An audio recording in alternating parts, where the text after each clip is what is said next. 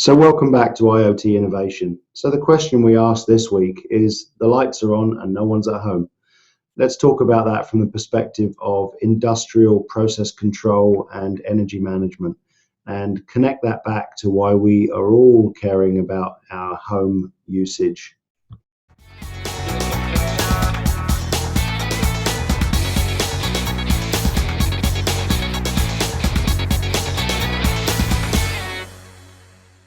This episode of IoT Innovation is sponsored by Anritsu. Telecom Careers, the #1 global telecom and wireless job board, telecomcareers.com. And welcome back to IoT Innovation. I'm Chris Hare, and today I'm joined by Sunil Frieda, who's Director of Business Development at CommScope. So Sunil, welcome to the program and thanks for joining me for a little while. Over the last few weeks, we've been talking about the reality of IoT and the industrial aspects of IoT. Previously, we've talked to CommScope, and I think most people in the industry are aware of CommScope's heritage. I guess I'd be interested to learn a little bit more about your role and the activity with the acquisition of Redwood Systems. Why did CommScope get involved in this side of the business? How does it fit in with your view of IoT? And ultimately, how does this drive activity and therefore revenue for what we would think of as your existing customers?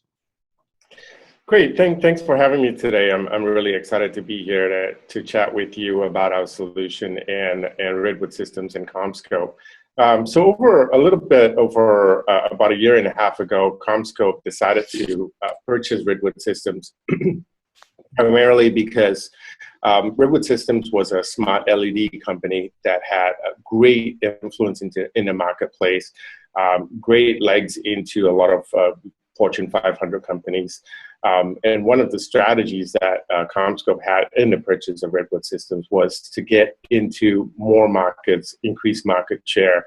Redwood Systems is based currently in the Silicon Valley, and it was also an opportunity to get into and purchase an R&D team in the Silicon Valley. So the purchase happened, as I said, about a year and a half, almost 2 years ago. It's gone along really well.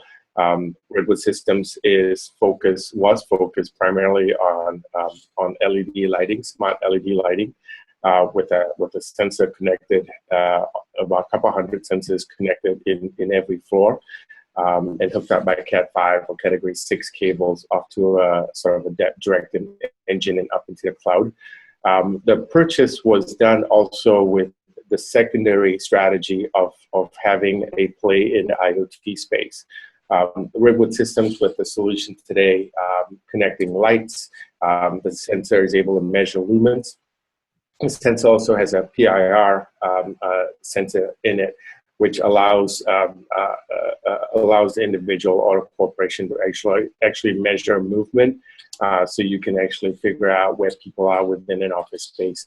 And the sensor also has the ability to measure temperature, which obviously allows you to connect it up to a HVAC system and manage temperature in a building. Very similar to what you see in homes with a Nest system, where you actually have the ability to measure or manage temperature, heating, cooling based on the activity levels in the house. Multiply it, a couple hundred times into a large commercial building where classically the energy usage can be as high as 57%. And so by managing the temperature levels, you actually get to obviously save a boatload of cash that hits the bottom line. So in a nutshell, with a long answer, the strategy to purchase Redwood Systems was twofold. One was to get a play into the commercial property, allowing CommScope to move the rest of the CommScope product within that commercial property. And two was to start to play in a very exciting space, which is the IoT space that we're involved in today. So you make the parallel to Nest. Yeah, that's great. You should get some of those. So the interesting thing for me is that, which we've been exploring over the last few weeks, is that the Internet of Things, the consumer Internet of Things, is still there's some significant value out of some of these devices.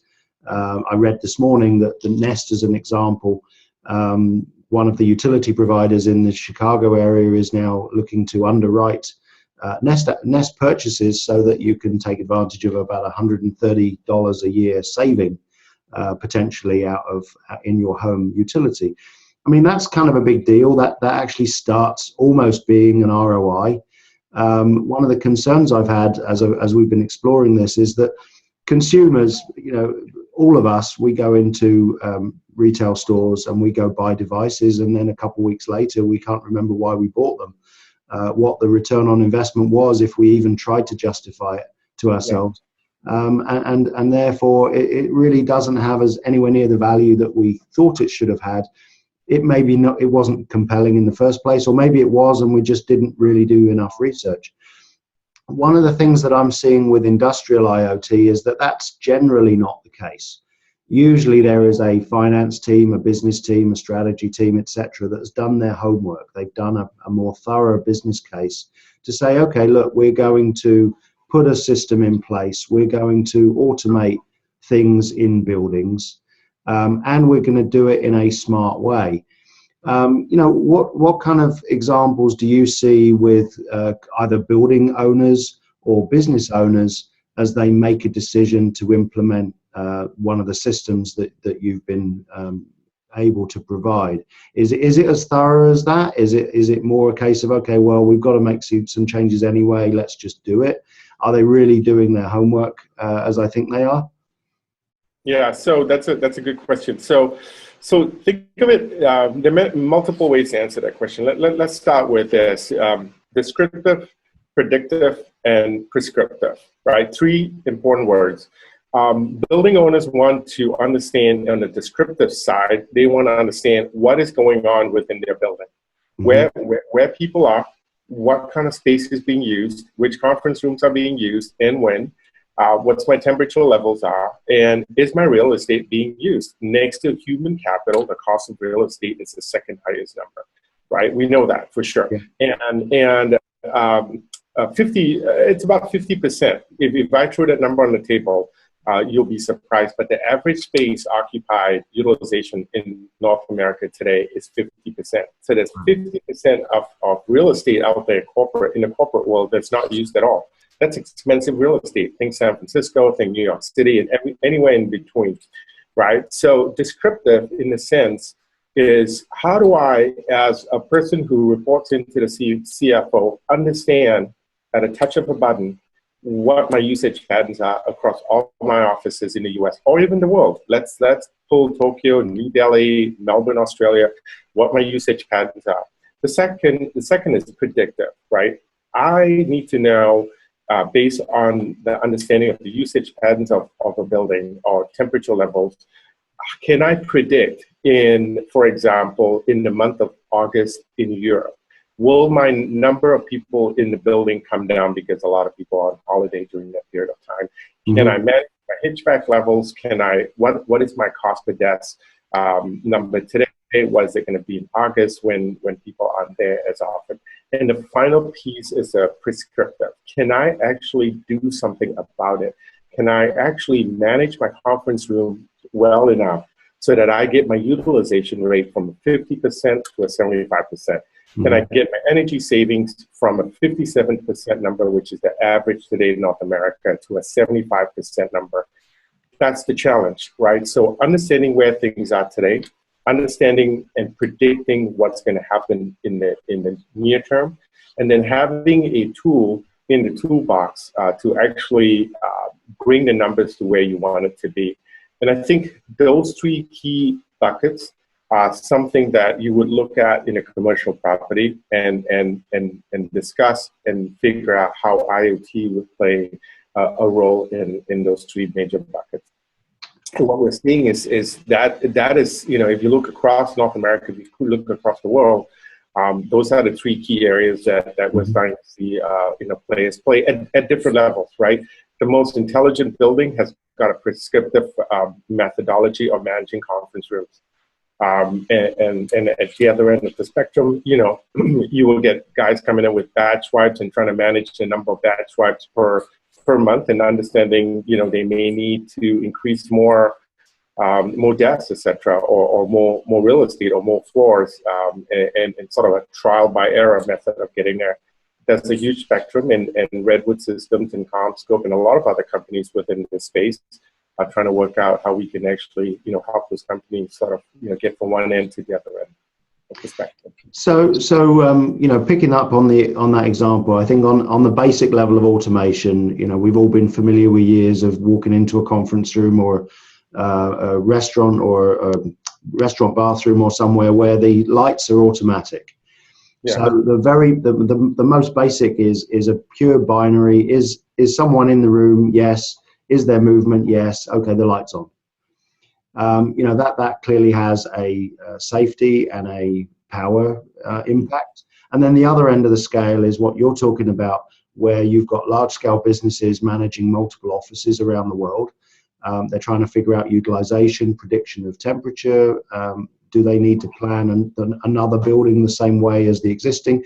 The analytics and the data that is attached to that capability on the big scale is pretty massive. What about all the ones in the middle? I mean, somewhere a business that's slightly above the kind of the Nest model of wanting to manage their heating and their utilization of HVAC, but they're nowhere near the analytics of the big scale. Are you starting to see medium-sized businesses try to do a smaller version of what you describe? Is this a trend that you think is going to get more prevalent as all these devices basically become, all these cameras and lights become a node on a network? Yeah, I think we're starting to see that happen across. We're starting to see the penetration of IoT from the extreme high level large corporations right down to what I call medium-sized businesses. 500,000 people within a building or a company, and having the ability to actually connect the information that's happening within that building to a central node, a central point through the cloud, right? So you may have the person who manages all real estate or all facilities, for example, sitting in New York City, but would like at a touch of a button be able to figure out what the usage patterns are in his or her office in New Delhi, for example, or in Tokyo, and have a look at some dials, understand two key levers, right? The first is, what is my utilization rate of a particular floor? Let's take real estate, for example, what my utilization rate of a floor is, and when utilized, what percentage utilized is it, right? So that particular floor, 37% used, and when that floor is used, break it down to subcomponents and understand where the meeting rooms are, what percentage used of, the open floor plan, for example. Lighting is another great example, right? You brought up the Nest analogy. Hypothetically, no one should be at my house today, right now, because everyone's at work and in school. I should be, but if my lights are on, and someone did not turn the lights on, I should have the ability, or if the HVAC is on right now, I should have the ability to actually turn it off via the cloud. And the sensors that Redwood Systems has, and a lot of companies have measure occupancy, but also are able to hook up the HVAC. So just think of these two things. One is, if you think of meeting rooms, for example, 33% of all meeting rooms are unplanned, and of all meetings are unplanned, and finding them are very difficult.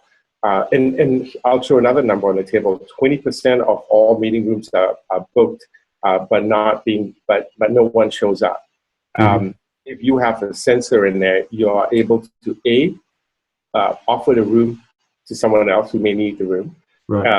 B, if no one really shows up, you should be able to dim the lights, maybe even turn them off, right? Saving more than 57% of the energy usage, and also be able to cool down the room to a certain level with your HVAC system. So having the ability to do this across the multiple offices across the North American space, even if you are a fairly small office, the impact to the bottom line is going to be great. The sensors are small. They're connected up by today we know they're either connected up by wireless, so you've got a Bluetooth or Wi-Fi type system, which really doesn't cost very much money, to a very simple hub and up into the cloud. Or in our case, we've connected them up by Cat 5 and Cat 6 because, we believe that that solution really doesn't require power. So we basically power our sensors that way, and you don't really need batteries. Pick a choice, but either way, even if you're a small or medium-sized business, you want to have information. You want to have information timely, and you want to be able to predict what is going to happen. And I believe, information is power.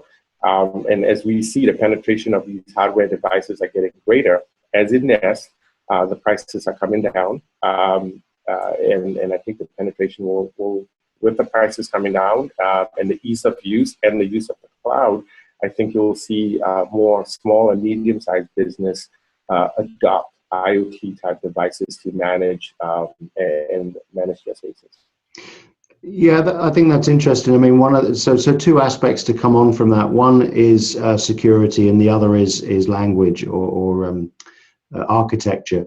We've talked previously with people like ARM about having a common language across all these IoT devices. You add nodes, that's great, but if the nodes don't speak the same language, then you have a problem. So maybe talk about that in a moment. But the one that really comes to mind is that for a smaller business, the security implications, the cyber attack implications of having all these devices acting as information nodes. As we saw a couple of years ago with the breach that happened at Target with their financial services, that breach happened through the HVAC administration. This was a way for an attack to happen that was not expected, that was breaching a security level through a non-obvious method. How do you see this, and how do you work with customers to try and make sure that not only is this giving them great information and potentially giving them great analytics, but is also as safe as it needs to be, because ultimately it's connected to all of their other data services?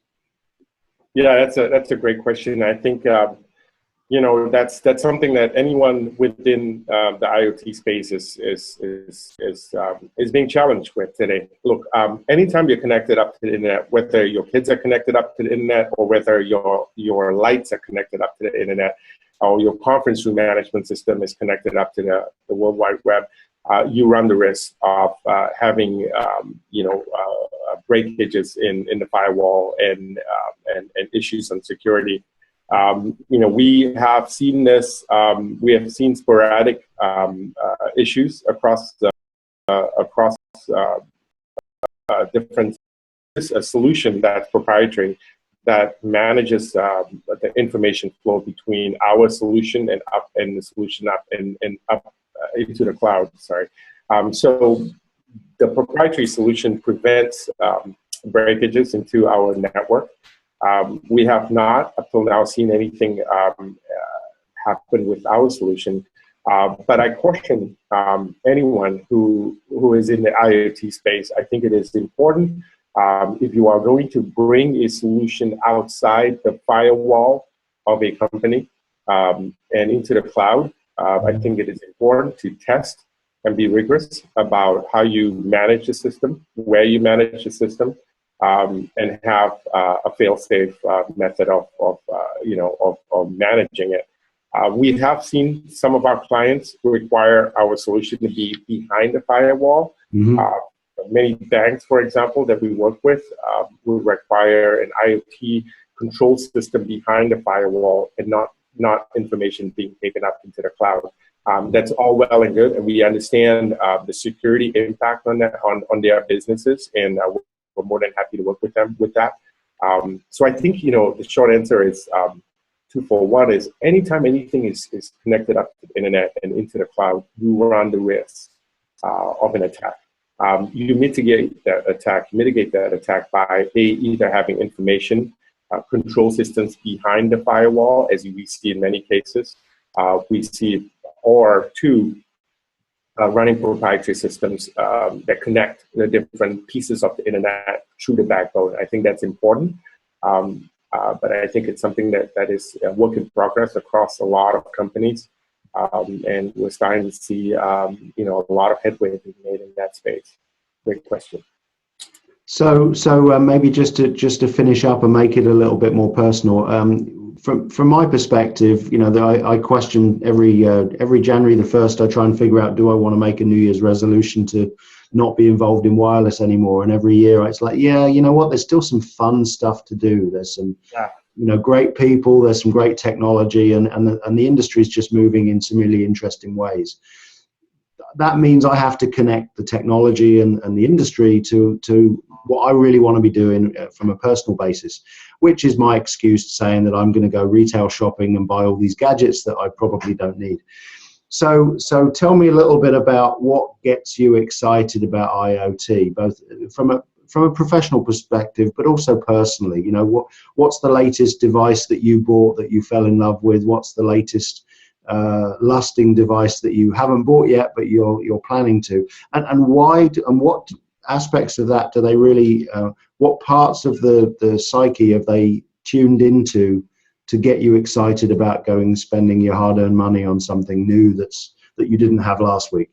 Yeah, so that's how much time have we got? That's right. So, right. Look, at the end of the day, let's break it down two ways, right? So I think, we have, having at my home, a smart home would be great, right? Having a cable box, in a cable space. CommScope is a big proponent of the cable space. We are working on fiber to the home in many places. And if you look at what Comcast has done, and a lot of cable operators have done, they're trying to get the cable box to be the Internet of Things hub within the house. And so that is going to be, by having that and having a protocol agnostic Internet of Things hub within the home is my first wish, right? So I want to be able to, not figure out what protocols I'm having if I have an Android type device, or I have an iOS type device, or pick a protocol, right? I want to be able to have a device that's connected in my house that's protocol agnostic. So anytime I get the green light to go buy some new toy, I can hook it up and not worry whether the protocols and alphabet jargon are going to match, right? So that's the first thing. I think the second piece on the commercial side is I want to be able to leave my home and come to work and be able to be seamlessly connected between home and work, right? So when I get into work, I want to be able to open up a device. I want to be able to use it anywhere. I want to be able to manage my home. I want to be able to be connected through the cloud. If I'm in the real estate space, be able to know my usage patterns, be able to control my temperature, or even just walk into a room and have the lights, sort of be set to a certain level that I feel comfortable using. Have the temperature managed to a certain level. I like my office a little cooler than usual, and I want to be able to walk into my office and have that happen automatically. So that's my second wish. I think the third piece is, what we're doing outside the space between the office and home, and what we're seeing in the streets, right? The ability to manage traffic. We're starting to see, driverless cars happen across the country. Tesla's doing a lot of great stuff. Mercedes-Benz is doing a lot of great stuff from that. We live in a world of connected devices, cars, and buildings. The ability to actually seamlessly move from one space to another, and almost not know that I'm connected to the web, right, is, I think, the critical component of I think, where the future is going to be. And we're a big player in that. We're a big proponent of that, and we're doing everything we can to get the masses out. Great, thank you very much. So let's leave it there for now. I think we could have another whole program to talk about smart cities, and also maybe a second program to talk about the drawer full of toys that we both got that we didn't use it much afterwards. Exactly. So with that, thank you very much, Sunil Frida from CommScope, but more specifically from Redwood Systems. So thank you very much for joining us. You're welcome. And we will be back again next week and talking about other aspects of IoT innovation. Thank you very much. Have a great day. Bye-bye. IoT Innovation is a production of RCR TV. To reach Chris Hare or suggest a show topic for IoT Innovation, you can reach Chris at cbh@ntete.com. To find out more about IoT Innovation and all things wireless, visit rcrwireless.com.